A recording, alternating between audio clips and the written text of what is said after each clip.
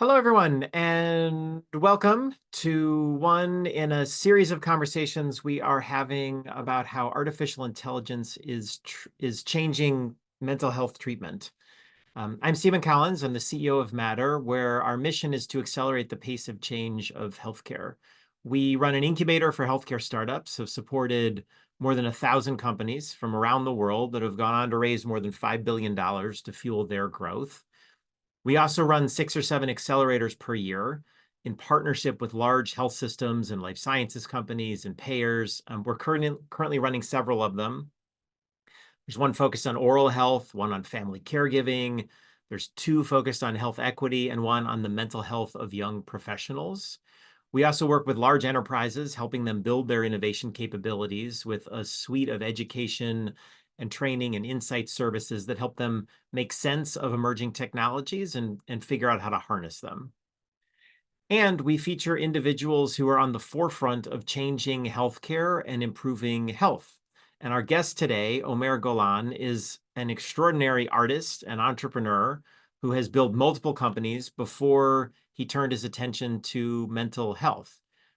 His personal journey, which we'll talk about, it started in about 2000 when he was almost killed. And the many surgeries that followed helped him heal physically, but he has dealt with PTSD for his whole life since then, and was the inspiration for the company that he started in October of 2023 called My What If. It's a not-for-profit technology company that's building an AI-powered solution to help people everywhere reduce the effects of trauma and embark on a path towards a more fulfilling and empowered life.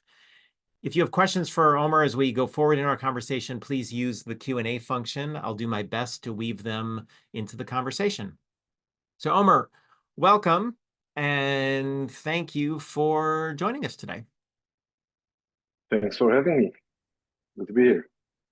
So one of the things that is often true that we see about healthcare entrepreneurs is that they build companies based on something that they've experienced and something that they know could have been better in one way or another. Sometimes that is their own personal experience. Sometimes it's an experience of a loved one. Yesterday, I spoke with Danny Freed, who founded a company called Blueprint. Years after he lost one of his best friends to bipolar disorder, and he spent years trying to understand what happened and ultimately had some insights and has built a really amazing company out of it. Your own kind of personal journey in mental health really began in 2000, and I want to get to that, but I'd actually love for people to get to know you a little bit better first. And can you describe, your life and dreams before that point? You were a teenager, you were a young man. Like, what does that look like? I was obsessed with poetry, with writing, with music. When I got injured, I was at a point in my life that I aspired to be the next Frank Zappa and to be to be a rock star musician. And Yeah, I think I was really trying to consume every album, every book that I could find, and yeah, it was a lot of it was very sensory activated. I wanted to play music and be the best at it. I love it. So in 2000, that changed. You were almost killed by a suicide bomber, which is an experience that I would imagine probably no one listening has experienced themselves. I hope not. Yeah. Can you tell us what happened? I was playing backgammon, that board game, with a friend of mine in the West Bank. We were both in the army at the time. If you know, in Israel, the military service is mandatory. You're given a choice to volunteer to the army or go to jail. I thought I'm probably too handsome for prison, and so I thought, let me try the other route. And so I volunteered. And in December 21st of 2000, I was playing a backgammon with a friend in the West Bank, waiting for a car to pick us up to the base, when someone surprised me from behind, gave me a hug, and whispered something in my ear, and then detonated 15 pounds of explosives that he had strapped to his body between us. Um, it was one of the first suicide bombings in the second Intifada at the time. I died for a little bit.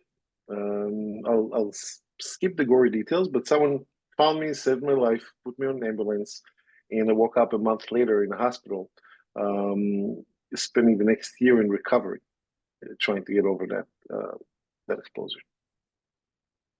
So I know that, uh, well, I also imagine most people listening have not personally experienced PTSD or really necessarily understand what that looks like. So that was 24 years ago. What is, there's the physical healing aspect of things, which uh, seems to have gone well, at least best I can tell. What the on the, in terms of PTSD, like what does that do? How did that change your life? What has that meant to you? That's such a great question because most people just use the term PTSD, like everyone knows exactly what it means. And Yeah. I really feel like that all PTSD is the same, and I don't feel like most people kind of understand how disruptive it is in one's life. So it actually started in the hospital. When I woke up, I thought there's no point of healing. I couldn't imagine things could be good again. I was burnt completely. This is my 24-year-old self. Before that, I had a different face. So I was completely burned. They wanted to amputate my arm. As I mentioned, I was a musician. I thought that would be that I'm not that good to play guitar with one hand, and it really I did not have any hope for the future. I couldn't see things to be good again. Later, I realized that that's part of what PTSD does. It shuts off what I call the hope switch in our brain. It's those areas that help us envision positive outcomes for our life. Without it, we are, we're hopeless. We start falling to despair and so on. So that's the first time that I really realized that something was wrong mentally was there because I didn't want to heal. I was a terrible patient because of that. But then a few years after that, I was busy recovering my physical body, and at that time, the first maybe 2 or 3 years, I didn't experience a lot of PTSD symptoms. My mental state was good. I was happy. I was more focused on physically recovering, getting all the burn wounds to heal, all the shrapnel extracted or whatever they could extract, and make sure that all my my broken body is able to get back. Only after the body healed, then the mental state started to take effect. And I think it's very smart for the body to do that, right? To let you deal with one with one front at a time. Yeah. And then started nightmares. I used to relive my injury every single night. Um, every single night, no matter how long or short my sleep would be, um, I would wake up to that day and experience everything. Hugging that suicide bomber, getting burned alive, feeling that pain as if I was there, and it was exhausting. So as an entrepreneur, later I used to be in the office 18, 20 hours a day, not because I wanted to kill myself over the company, because I did not want to go home. Like I knew what's waiting. Other than that, a lot of rumination, a lot of thinking, what could have happened. Like it's a little bit what started. What if I was thinking? What if I never died? What if I never experienced that suicide bombing? What if I never had gone through 30 surgeries or lost, a year and change of my life laying in a hospital bed? Um, it was also a bunch of anger outbursts that came out of nowhere. Like something would trigger you, you don't know what it is. I can't really tell till today what it is that gets me triggered, but something kind of makes me blind with rage. A second later, I catch myself and like I apologize to whoever is on the other end of it. But it's something that comes out of nowhere and it goes in the same speed. Lastly, I think what normal people think about is flashbacks. I had a lot of these, and again, can be triggered by almost anything from loud noise to a bad headline on newspaper. Um, there were a few other things, but those are the most disruptive forces in my life. So through that all, I mean, it sounds like a nightmare, but through that all, you were a really literally. successful entrepreneur through all this. So obviously you were able to manage through it. Think in somewhat of a better way than a lot of people are able to, but it obviously was still something that deeply affected your life. And I assume that you tried different things to deal with it over time. Like were there strategies that worked? Presumably there were strategies that didn't, and then you kind of landed on something I think really helped eventually. I think that I tried a few things. I tried all kind of SSRIs or PTSD pills or antidepressant. I tried therapy. I've been in therapy pretty much since that injury, and where in whatever country I lived in at any point of time. Um, I tried communicating with other people that had similar experiences and tried to see if people are experiencing the same things that I do. And eventually I realized that therapy is great, but for me it felt like dating. I needed like to have the ability to meet the right person at the right time, not just in that therapist life, in my life, that I'll be ready to to open up in that same way.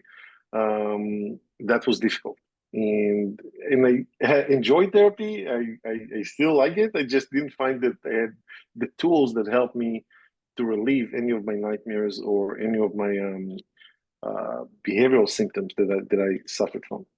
Um, Eventually, what was helpful is focusing on how to spend my time. I think I was always motivated to make sure that I spend my time in a way that makes me feel um, passionate, fulfilled, driven. And I always had this rule. I died when I was 20. I don't know when the next time going to be. I don't know if I'm going to be surviving that second time. I wanted to make sure that I only spend it with people that I gain value from and that I can give value to. And if I work, I have to work on things that makes me jump out of bed in the morning and get things, and be excited about it. So I think focusing on things that really elevate your mood and really make you feel that you have to be present, that you want to be present. Those are the kind of things that help me focus my mind and my energy on, I wouldn't say focused on healing, but focused on living, right? Which is something that we forget doing sometimes. Yeah, I think what you just sort of described, I expect will become a thread in the next minutes of our conversation. But it's like changing the narrative about yourself and your own story. Um, and so, talk about My What If. You started this organization almost a year ago. What are you building? I'm building a nonprofit AI organization that wants to change the way people treat mental health. I look at narratives and stories, and traumatic memories are narratives that control our lives. We see ourselves in a specific way. We see the world in a specific way through those narratives. That got me to think about narratives as a source code for biocomputers, in our head. How do we how do we how do we intervene? How do we create interventions in that source code? If I want to hack a computer or a phone, I would use probably Python or JavaScript or whatever programming language. But if I want to hack my mind or my consciousness, I think stories is the way to do that, and personalized stories. I realized that this question that I was obsessed about, this what if question that I had, what if considered to be a miracle question in therapy? It opens up the possibilities for therapy just by asking people to consider for a moment what would a life, without that trauma, without their anxiety, without those fears, might look like. So what we're doing is a way to debug your personal narrative, to understand your personal narrative, to debug it, and then hopefully override it with a more beneficial narrative, something that help you shift your perceptions towards life and towards yourself, and start looking forward from that point on. So I think that's a long way to explain that it's a self-help platform, that gets to know you and let you ask your personal what if question about your past or, by the way, about your future. I told my daughter that I'm building something like that to ask, what if I didn't, serve the army, or what if I didn't die? And she's like, oh, I have what if questions too. She's 10 years old. So, like, what kind of what if questions do you have? You barely formed memories, not to mention, regrets. And she's like, no, I want to be, I want to ask, what if I would grow up to be a scientist or a singer or a CEO? I want to know the future. Show me all my potential so I can choose for myself. So I started thinking about it as a little bit of mental time travel. Um, and I think that question really help you be a little bit introspective and look inside, to understand yourself in a different way. Now, the as the output of this, as an answer to your question, we generate a new story, new narrative that shows you yourself and taking that other path in the road, right? The one that you didn't take, or the one that you could still take if you change something in your life. And just like, in a sense where people that are exposed on a regular basis to traumatic narratives, they can start experiencing PTSD themselves. In a similar way, I thought, we can expose people on a regular basis to positive narratives about their life, empowering narratives, one that help them see themselves in a new light, one that help them consider life and say, oh, I can actually strive to live a life of fulfillment, or I can see myself happy if I only do that, right? So being exposed to those type of narrative, I think, can change your mind, can really reactivate, turn back on that hope switch that I was mentioning, and help you imagine a good future for yourself. I want to ask you to just talk in a little more detail about how that actually works. But just on this general kind of broad topic of narrative, one of the examples you gave one of the times we were talking was I think a friend whose son has Asperger's and how the narrative in his mind totally changed. I wonder if you could share that story. Sure. I actually asked him if I could share that, on a Huh. webinar. I asked him because it's a great, I guess it's a great way to show how a slight shift in narrative causes a big change in perception. So my friend had his son diagnosed with Asperger at the age of 26. Um, he he came home with that diagnosis and essentially a new narrative, right? The son didn't change, the father didn't change, but all of a sudden he got new lens to look back at his life through. And every time that he was angry or frustrated or upset at the kid, and why doesn't he behave the way that I expect him to behave? And maybe I'm a terrible dad because I didn't manage to raise a son that would kind of meet my expectation as a father, or societal expectations, whatever it is that he was thinking that his son should behave. All of a sudden, he get the diagnosis, and this is a new story. This is this changes everything. All of a sudden, he looks back and he's like, "Oh, I should have been compassionate here. I should have been, less angry and frustrated, and more, open and listening, and kind of understanding where that person is coming from, where my son is coming from." That changed their relationship. It changed the way that they communicate. So that shift in perception came from a piece of paper that offered a new narrative and say, "Hey, Yeah. you're not a terrible dad. The son is not a terrible son. This is not anything that either of you could have had influence on." In that new story is what really caused that change. And I think that kind of helped explain a little bit how we kind of just shifting that story a little bit can change our perception towards towards his son, but also towards himself. All of a sudden, I can be a good dad. I can change and be a different, be the person that I think I am or that I want to be. Yeah, I think it's such an interesting story because it does encapsulate that narrative shift and what that can mean. So talk more about what you're building. Is it clinically based? Did you just make this up based on, you figured out that, it's about your own narrative and okay, like what do you and how does it work? So start with the how does it work? You go online, you answer a few questions. It gets to know you. in a very few questions, it does essentially what you do in therapy when you first go. It does the download, right? Try to ask you some basic questions to understand different dimensions of your life, to understand the timeline, and then it mirrors back to you. It shows you, hey, this is how we understood your timeline. This is how we understood the different dimensions, like your love life, your relationships, your work life, and all the different dimensions that that makes you who you are. Once we mirror it back, we also give you the opportunity to help us correct us, refine our understanding. Maybe we miss something. Maybe there's something important that you need to know. But we also show you how much time you spent to talk about different things. Maybe I went on there and I spoke 90% of the time just about my work challenges, and I barely referenced my family or my friends. And maybe in that case, it will ask you some follow-up questions and say, hey, maybe you want to shed some more light on these elements in your life. And then there's the middle part, where is this inspiration engine, that inspiration machine, where you get to ask your personal what if question. It helps you refine your question. It helps you phrase that question. You can ask positive what if question. You can ask negative what if question, right?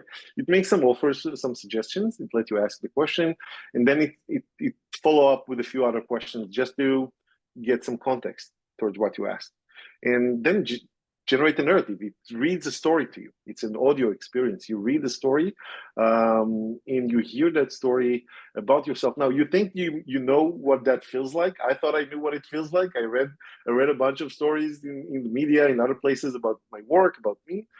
But even though I was prepared I knew that what's coming is a story about me.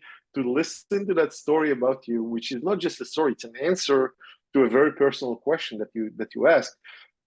It does something phenomenal in my mind. It was very impactful, and many people that experienced it, even for the first time, experienced something very profound. So you get that narrative. If you didn't get inspired, it generated AI. Just get another answer, right? We generate a new story, a new narrative. If you did get inspired and you're thinking, oh, I can see myself doing that.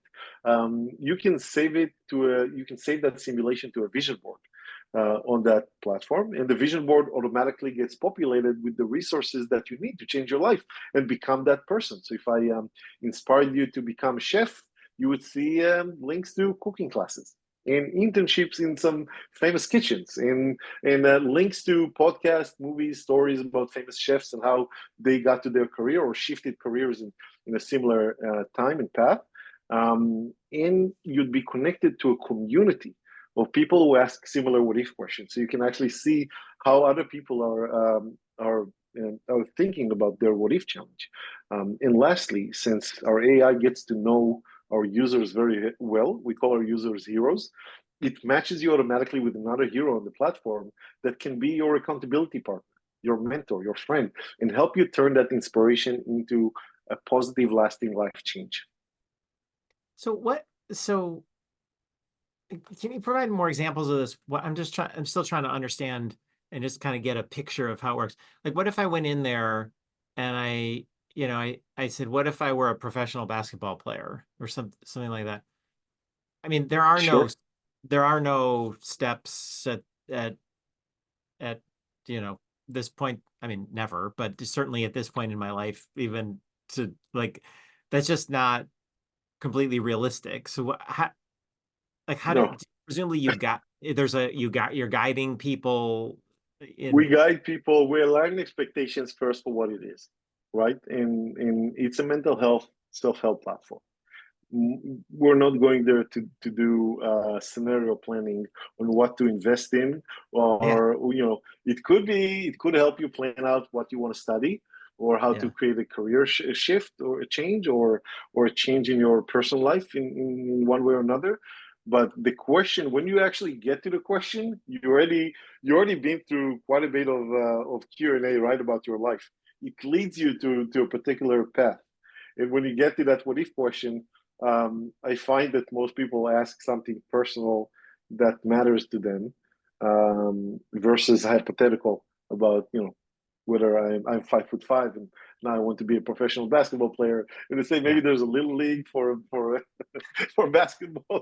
I'm not sure, but yeah, I find that it leads you towards a certain path. So people are intentional in their questions. got it. And is this clinically based? Is it based on research? Is it well, a series of questions and you can kind of pick, is it you're not a therapist yourself. You're not No, so are you building it with therapists? Is there research involved? Like, do you have a bunch of kind of PhDs around you who are like all of what's them. underneath this? All of them has PhDs in their titles. They're so much smarter than me. I think I told you they have PhD in their title. I put PTSD in mine. We each earned our title, I guess. But really, one of the things that we have to stress, we're currently collaborating with a lot of researchers, neuroscientists, psychiatrists, psychologists, therapists from every type of field to build this and to advise us. So we actually created think tanks and advisory boards that are specialized around different areas that are helping us advance our mission.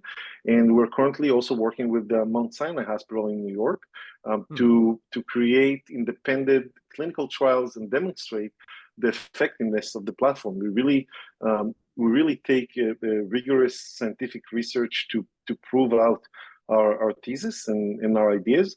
We are basing the development on evidence-based research, on things that have been proven to work in that one-on-one therapy, but are finding it, but as a society, we find it difficult to scale from a lot of different reasons.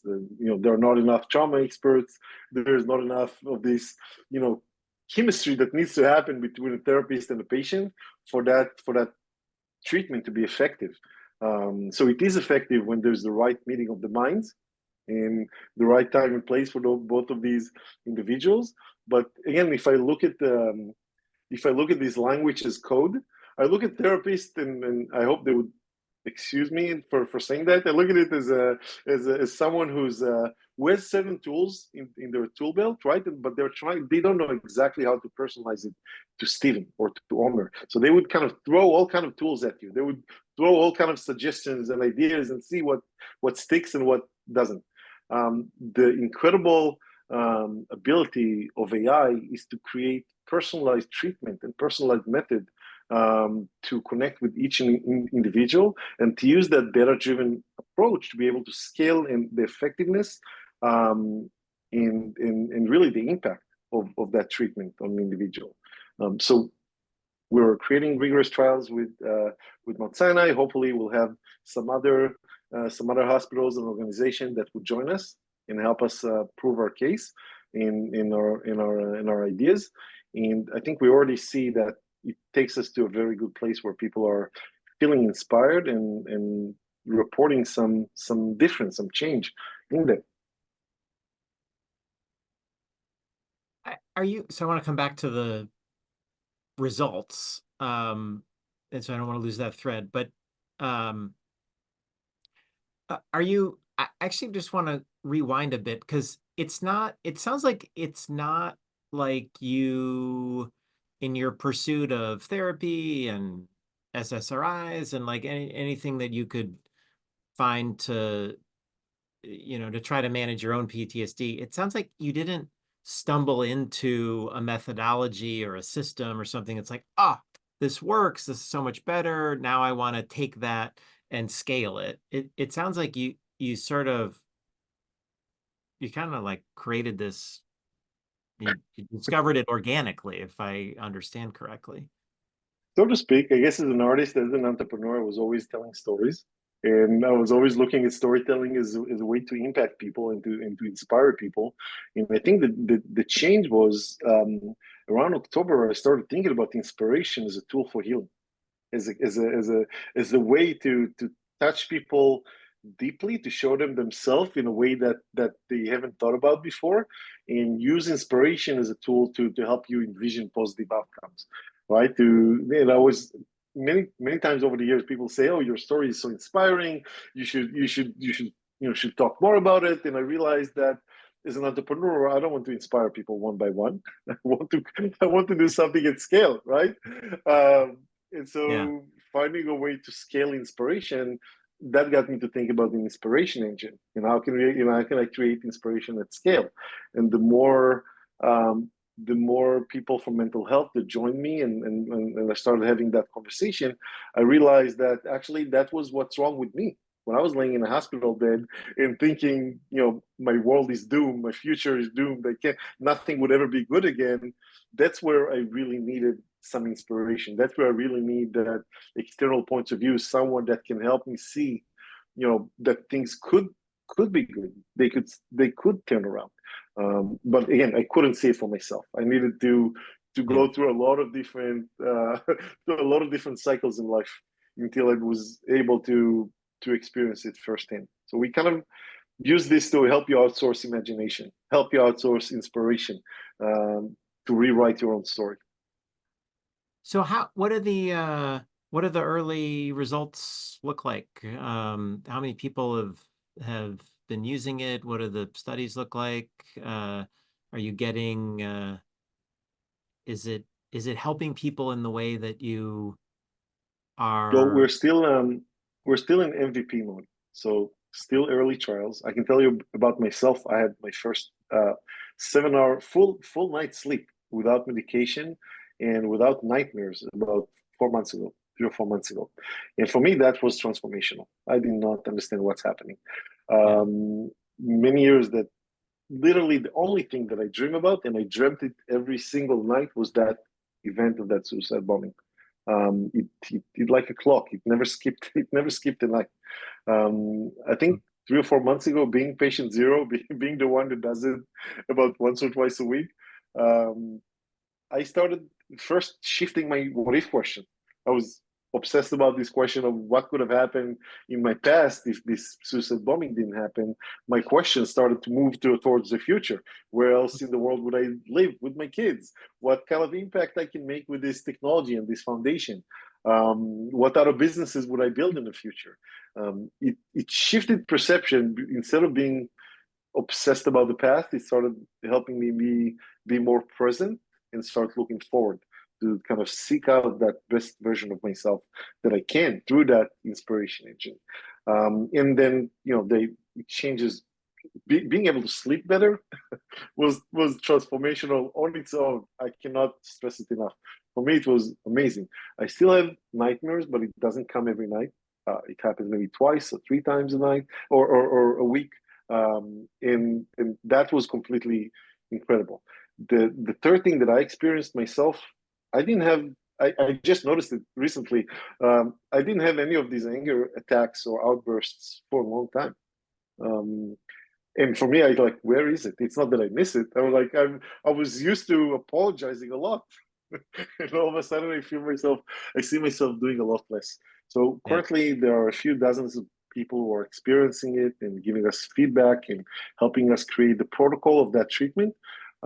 We're getting very positive responses. We learn more from the negative responses than from the positive ones, but we see people that report an impact, a profound story that they got, some kind of a twist of their own kind of thought about reasoning why they want to do something, or they thought that the certain path would make them happy, but that narrative actually showed them a different angle of it that they started considering.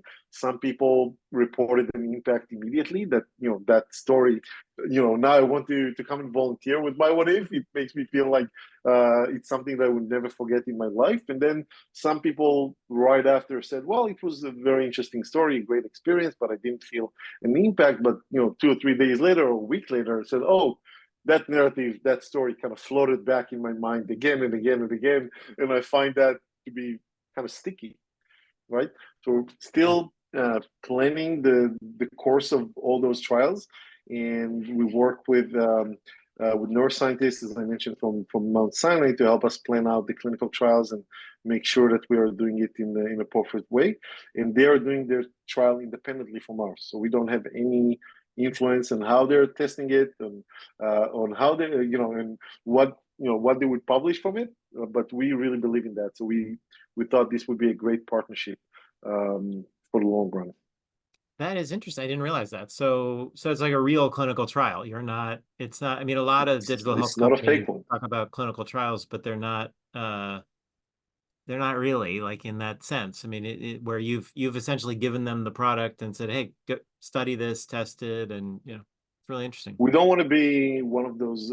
I mean, there's nothing wrong with being a great well-being application that help people and help them breathe and meditate and listen to great sounds that get them to feel calm and chill.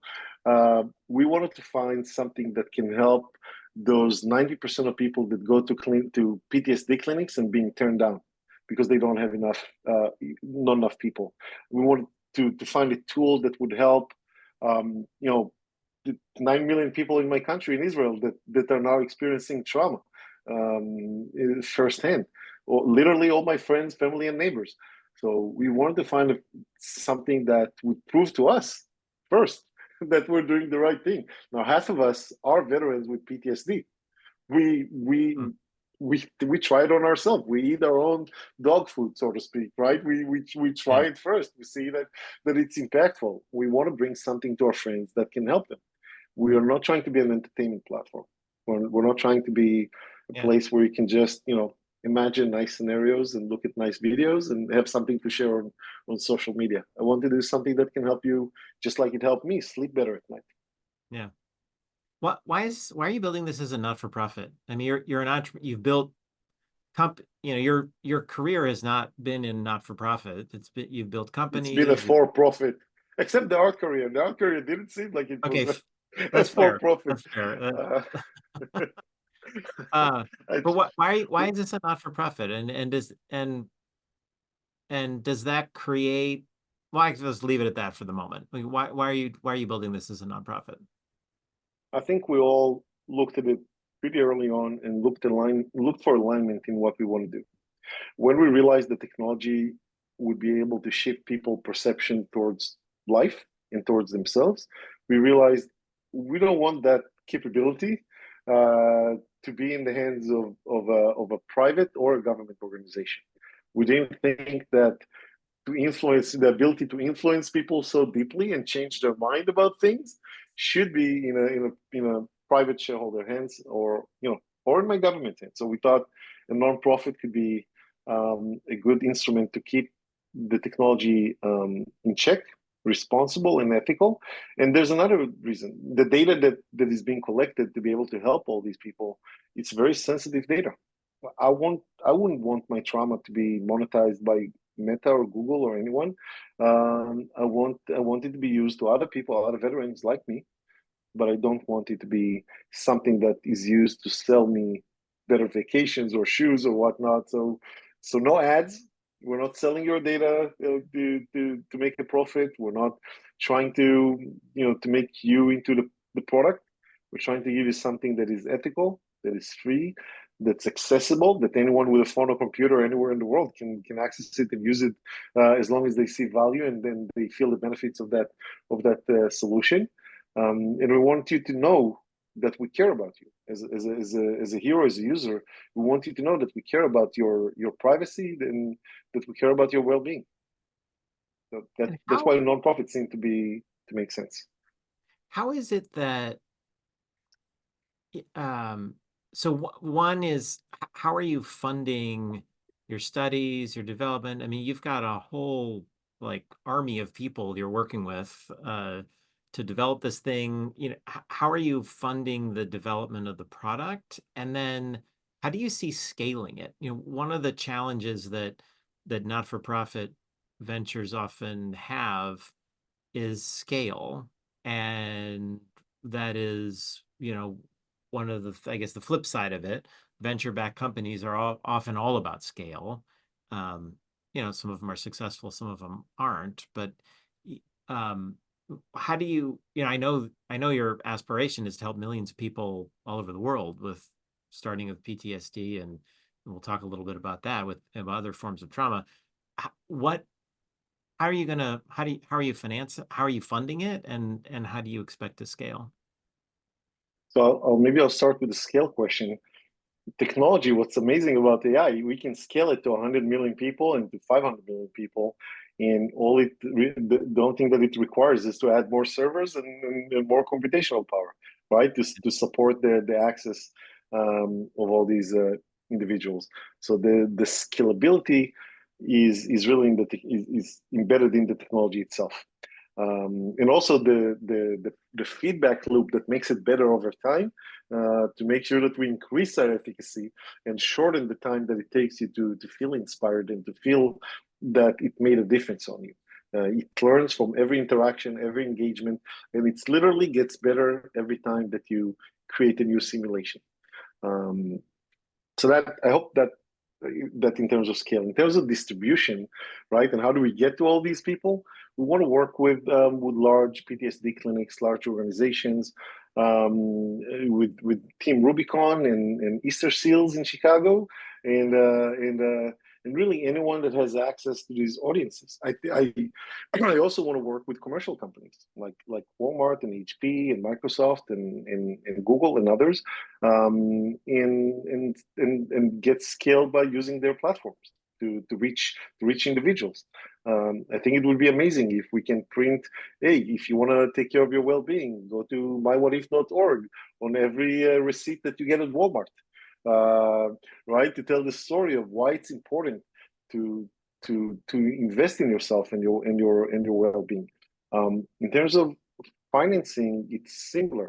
Currently, we're self-funded, and I was very fortunate that a lot of people on the team are blessed and capable and able to volunteer, and some of them do this full time or near full time, because they're all doing it from altruistic reason. They want to create a platform that saves the world, that help people. If you notice or not, there are 6,000 American veterans with PTSD that commit suicide every year just because of PTSD. There are 5,000 veterans with PTSD in Israel that commit suicide every year. There's a lot of the general population that commit suicide because of PTSD, similarly. So I think that for organizations that supports us, improving the mental health and well-being of their employees and associates can reduce their turnover, improve their customer relationships, enhance their brand reputation, and drive ROI significantly. A veteran with PTSD that works at Walmart or Target often had a nightmare at night that kept them up and doesn't show up to work, or they would Yeah. be working and something would trigger them and they have a flashback and they feel so terrible they want to go home. I think by helping them and supporting us, the company is really helping themselves. Um, and yeah, so our goals are to raise philanthropic money for the next 3 to 4 or 5 years. We have a sustainability plan that would help us be independent and won't rely on donations and charity for the long term. We want to license our AI models. We want to create commercial collaboration that would help us help other organizations, and at the same time have sustainability to be able to not just sustain the mission, but also increase it and scale it beyond what we are doing now. I think what's amazing about this technology and the ability to reprogram or rewire your mind is the ability to help a lot of other mental health challenges as well. And so that's where we're aiming. So talk about that. You're starting with PTSD. I think you're also starting with cancer, if I remember right. Um, So we start with trauma, right? Trauma. And trauma, trauma is something that first we start with veterans that experience trauma, right, and PTSD, and it's basically because about half of us are veterans with PTSD, so we want to kind of help ourselves in some way. Um, Cancer patients, some of the people on the team in our board are also cancer survivors. Cancer patients, their families, their caregivers, they also experience severe trauma. People think about cancer as only as a physical disease, but the sheer news that you have cancer is something so devastating and emotionally heavy that people start to experience it as trauma. And it's not just the actual patient, it's their family members that have to now support someone that go through this. My mom had cancer, so it started with cancer a few years ago, and I remember that, you know, the family has to support. We're going through, we're taking them to chemo, we are going through that same mental, emotional roller coaster as them. Yeah. Caregivers, they get close to their patients very often, and that constant exposure to that traumatic narrative gets them to experience PTSD as well.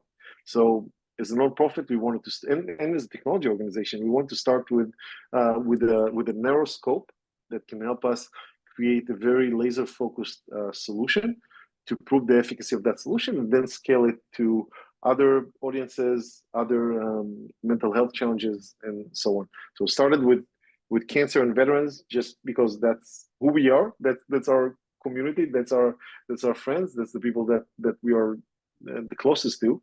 But our goals and objectives for the future is to go away and beyond that. And I think we can help with anxiety, with OCD, with a lot of different types of challenges. Wow. And so do you see a whole series of clinical studies in different areas? Absolutely. And I think that, you know, our goal is to help 100 million people on this platform within 3 to 5 years. And I think once we have a proof of efficacy for the PTSD solution or trauma solution, we can start exploring how can we create personalized interventions that could influence other challenges as well. 100 million people in 3 to 5 years. Does that sound a lot? Because there are 3.5 billion people in the world that suffers from trauma or will experience trauma at least once in their life. That's nearly half the population, right? It is. Um, Yeah. so out of that, out of 3.5 billion, I think 100 million is a nice, solid first step to take a stab at a global challenge. Most governments in the world today, they spend about 0.5% to 2% of the overall health budget on mental health. Isn't that crazy? It's kind of like, you know, if I keep comparing our brains into like I say it's a biocomputer, right? If I compare this to what we're doing in technology space, it's like 98% of your investment would only go into hardware, and only 2% or less would go into software. It sounds crazy, right? But that's exactly what Yeah. our governments do. They spend very little on mental health, and then we are surprised as a society. Why do people don't prioritize their mental health and well-being more? And it drives me crazy to think that someone, you know, when they see a little scratch or wound on their hand or on their body, they feel, oh, I have to go and get that fixed. But if they can't crawl out of bed in the morning, or if they have these rumination or anger issues that disrupt their life completely, they always think that, you know what, it's just a mental thing. Maybe tomorrow it will be better. I think that, you know, our ability to be happy is solely on our own shoulders, and it's in our power to turn this thing around and help ourselves. So do you envision ultimately replacing therapists? No, I think I don't want to replace any methodology that works, but there are 160 million Americans that lives in areas where they don't have therapists. They don't have enough mental health support.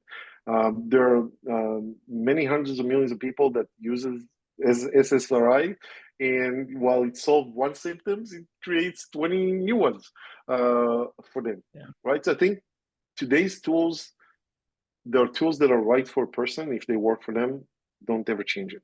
But if you don't have the money for therapy, not everyone can afford two, $300 or $400 an hour to speak to someone.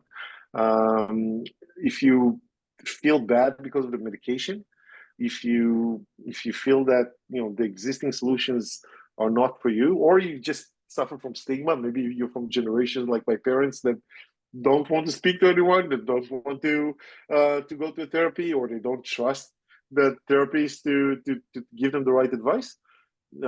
We can be another tool, you know, in between the many tools today in mental health. I just feel this this technology it can help you in the least I would say intrusive way possible. So it's never going to hurt you. It might actually going to help you, and you know what? It's going to be an interesting and positive experience either way. And when will it be ready for people? When will I be able to go on to your website and start using it? Or is that the path? Or am I going to have to go through an employer or something else? Or will I be able to just go on at some point and start using it? Well, today already you can go on to mywhatif.org, sign up as a beta tester, and maybe you would be one of the first people to be invited as early user on the platform. I hope we can start opening it up to our target audiences, right? Veterans with PTSD and people that suffer those diseases like cancer by early next year or at the end of this year. It really depends on how quickly we can get funding.